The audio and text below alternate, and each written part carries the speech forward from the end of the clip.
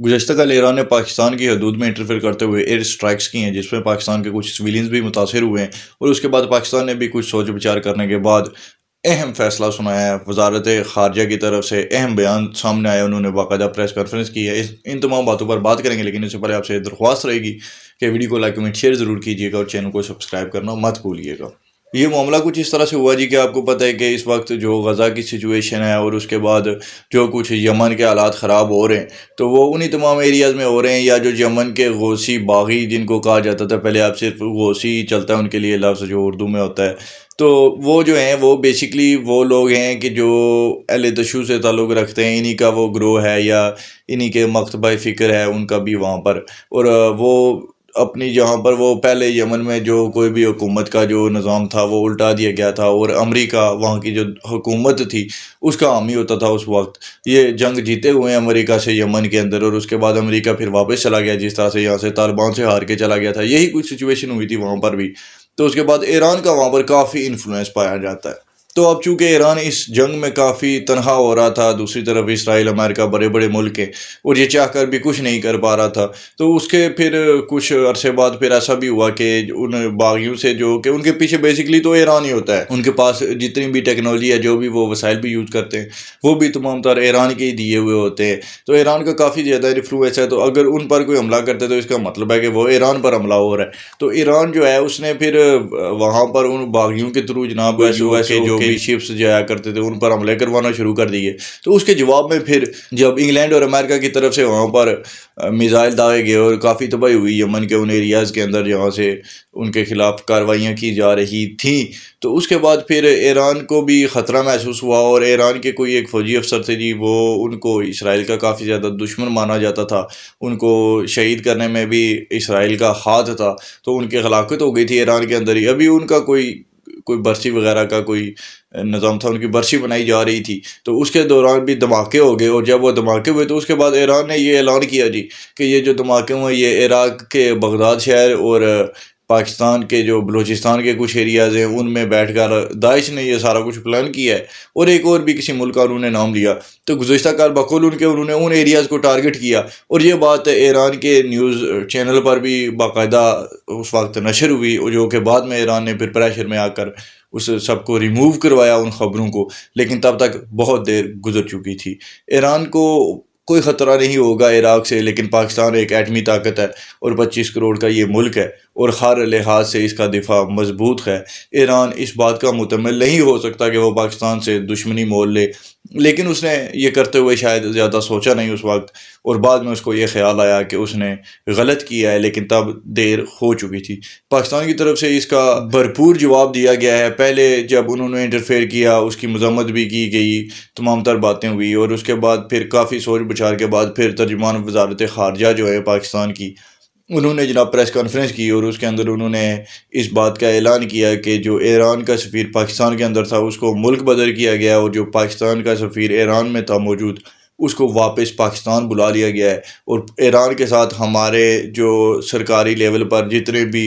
آنے والے دنوں میں ملاقاتیں طے ہوئی تھی، وہ گورنمنٹ آفیشلز کی تمام ملاقاتیں کینسل کر دی گئی ہے، اور ایران کے ساتھ ہم نے تمام تر سفارتی تعلقات جو ہیں وہ منقطع کر دیے۔ اب ویسے یہ بھی ایک سوالیہ نشان ہے کہ کیا اتنا کرنا کافی ہے، یا ہمیں اس سے آگے بڑھ کے بھی کچھ کرنا چاہیے، اس کارروائی کا جواب بھی دینا چاہیے۔ جو کچھ ایران نے ہمارے ساتھ کیا ہے بہت ہی غلط ہے۔ اب ایران کے اور انڈیا کے تعلقات آپس میں کئی سالوں سے بہت ہی مضبوط سے مضبوط تر ہوتے رہے ہیں، اور ہمیشہ ہی ان کے آپس کے تعلقات جو ہیں وہ مثالی رہے ہیں۔ اب بھی پاکستان کے اندر پہلے بھی کچھ عرصہ پہلے ایران کی طرف سے ہی کوشش کی گئی کہ جو ان کے مذہبی طور پر جتنے بھی فالوورز پاکستان کے اندر پائے جاتے ہیں، ہوتے ہیں کچھ لوگ جو کہ ملکوں کی سیاست کو نہیں سمجھتے، اور وہ اپنے سادگی میں جناب ان کے یہ مذہبی فرقوں اور اس طرح کی چیزوں کے ایسے بہکاووں کے اندر آ جاتے ہیں اور ان کے ہاتھوں استعمال ہو جاتے ہیں۔ تو ویسے لوگ پاکستان میں بھی بہت پائے جاتے ہیں، کہ جس طرح پاکستان میں بہت سارے ایسے مسلمان پائے جاتے ہیں کہ جن کی سعودی عرب کے ساتھ بہت زیادہ مخلص ہے، وہ ان کی بہت محبت ہے سعودیہ کے ساتھ، حالانکہ جو وہاں کے مقدس مقامات ہیں وہ تو ہر مسلمان کے لیے ہی مقدس ہیں، لیکن جو پورا سعودی عرب ہے، جو ریاض ہو گیا، جو اس طرح کے باقی ان کے شہر ہیں، وہ تو بالکل بھی مقدس نہیں ہو، تو ہمیں ان سے کیا لینا دینا ان ایریا سے۔ لیکن ویسا ہے کہ سعودی عرب نام سے ہی مسلمانوں کو ایک عقیدت وابستہ ہے سعودی عرب نام سے، تو ویسے ہی بہت سارے مسلمان ایسے بھی ہیں جو کہ اہل تشیع میں سے ہوتے ہیں، تو ان کا ویسے ایران کے ساتھ بھی ایک روحانی تعلق قائم ہو جاتا ہے، تو اس وجہ سے ان کا ہے کہ وہ کافی زیادہ ایران کو اچھا سمجھتے ہیں، ان کی جناب ان کی پالیسیز کے ہو جاتے ہیں، پھر ان کے ہاتھوں استعمال بھی ہو جاتے ہیں بیچارے۔ تو ویسے لوگوں کا استعمال بھی کیا گیا تھا پچھلے عرصے میں، جب صحابہ کرام کی کچھ گستاخیاں کروائی گئی، کچھ پتلے وغیرہ بنا کے جلائے گئے ان کی طرف سے۔ مقصد تو یہی تھا کہ پاکستان کے اندر خانہ جنگی پھیل جائے، لیکن تب وہ نہیں ہو پایا اور بری طرح سے وہ مشن ان کا ناکام ہوا۔ اس کے پیچھے بھی ثبوت آ گئے تھے کہ را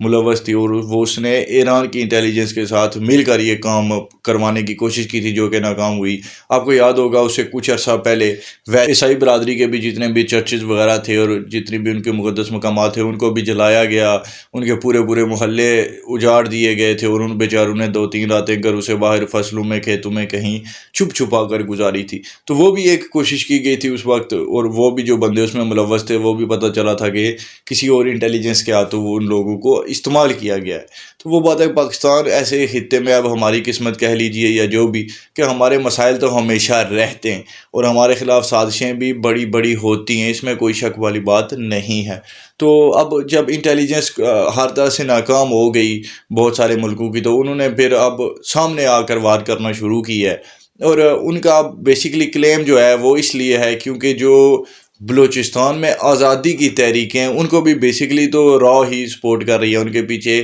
انڈین انٹیلیجنس ہی ہے، اس میں تو کوئی ڈکی چھپی بات ہے ہی نہیں۔ تو بہرحال جی، وہ جو بلوچستان کے وہ ایریاز ہیں جہاں پہ BLA ایکٹیو ہے، اور ان کی اور بھی 1-2 بریگیڈز ہیں، مال مجید بریگیڈ ہے، اس طرح کی کچھ تنظیمیں ہیں بلوچیوں کی۔ یہ جو مسنگ پرسنز کے سارے معاملات رہتے ہیں، یہ بھی بیسیکلی انہی تنظیموں سے وابستہ لوگ ہیں، ان میں اکثریت ان کی، میں یہ نہیں کہتا کہ 100% کچھ انوسنٹ بھی ہوں گے، لیکن ان لوگوں میں اکثریت انہی لوگوں کی پائی جاتی ہے جو کہ بیسیکلی ٹیررسٹ ہیں، جو پاکستان کے آئین کو نہیں مانتے، پاکستان کو اپنا ملک نہیں مانتے، وہ لوگ ہیں جو کہ ریاست کے باغی ہیں۔ تو اسی طرح سے یہ جو جتنی بھی تنظیمیں ہیں، ان کا اب یہ ماننا ہے کہ کوئی ریاست تھی جی، کوئی بلوچستان کی، جو کہ پاکستان اور یہ انڈیا اور تمام افغانستان وغیرہ یہ جتنے بھی تقسیم اب ہوئی ہے ایران کی بھی، اس سب سے پہلے ایک ریاست ہوتی تھی آزاد، اور اس میں جناب یہ بلوچستان کے بہت سارے ایریاز یہ لاتے ہیں کہ وہ تمام یہ خطہ الگ تھا، اور ادھر جناب ہند تھا، اور ایران بھی ادھر کوئی دوسری طرف ہی تھا جب وہ فارس ہوتا تھا، لیکن یہ جو بلوچستان کے یہ جو ایریاز بنتے ہیں ان کی کوئی اپنی ریاست الگ تھی۔ ویسے یہ کلیم بنتا بھی نہیں ہے اس طرح سے، تو پھر اگر ان کا یہ کلیم مان لیا جائے تو پھر تو ہندوتوا کا بھی آپ پلین پھر مان لیں، ان کا بھی جو کلیم ہے وہ بھی تو یہی کہتے ہیں جی کہ یہ پورا اکھنڈ بھارت ہوتا تھا، یہ تمام ممالک نہیں ہو رہی چاہیے، تو پھر تو آپ کو ان کو صحیح مان لینے چاہیے۔ لیکن بہرحال ان کی اپنی آئیڈیالوجی ہے، اور جو ٹیررسٹ آرگنائزیشنز ہوتی ہیں وہ ہمیشہ اسی طرح سے ہی کھڑی ہوتی ہیں، وہ اپنے پرانے وقتوں کو یاد کر کے اور پرانے وقت کو واپس لانے کا وعدہ کر کے تو لوگوں کا استعمال کرتی ہیں، ان کو